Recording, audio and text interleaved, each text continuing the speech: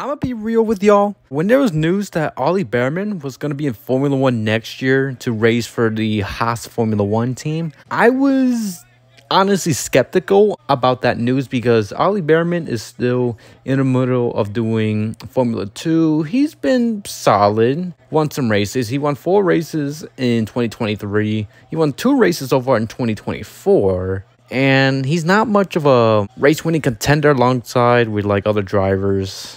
I don't know. I only watch highlights, so please excuse me. Anyway, when it came to the news that he was racing in Formula 2, I was skeptical because I feel like he was rushed up because what has he done in Formula 2 so far this year? At the time, is what I was thinking, by the way, because I know he took over for Carlos Sainz for the Jeddah race for the Saudi Arabian Grand Prix after the appendix thing. Obviously, for an 18-year-old racing in Formula 2, scoring points in your debut, and even beating Lewis Hamilton and other current F1 drivers, that's impressive, I'll give him that.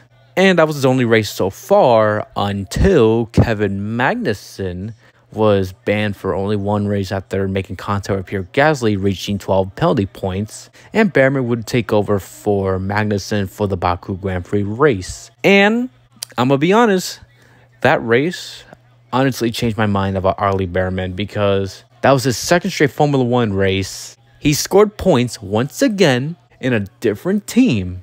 Honestly, at this point, that had me thinking.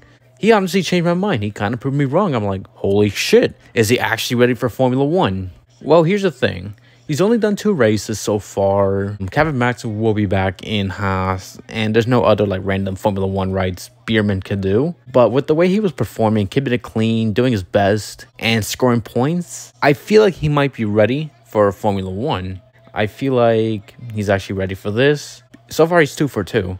And I know next year, full-time, that's a different story, and also it's Haas and all that. And also being teammates with Esteban Ocon. Oh, my condolences. Anyway, so I kind of think he's ready for Formula 1 because he's been consistent in those 2 races. And as long as he runs well in those races, stay out of trouble, complete as many laps as possible, and have the best results as possible, I feel like he could be a Formula 1 driver kind of long-term. If big teams do see Ollie Bearman performing in a Haas car, maybe they could sign him in the future, but for now, he's going to be in Haas next year. Let's see how he does in the future with Haas.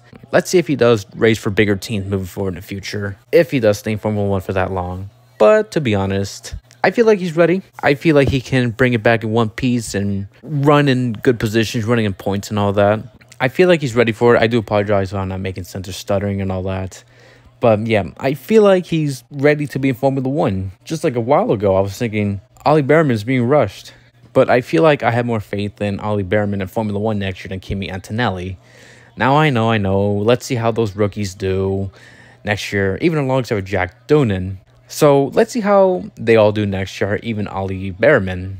So I'm really hoping they all succeed and have good rookie seasons, especially for Ollie. I'm expecting him to like run the best races as possible in a Haas car and score some points here and there. And heck, I feel like he might do even better than Esteban Ocon.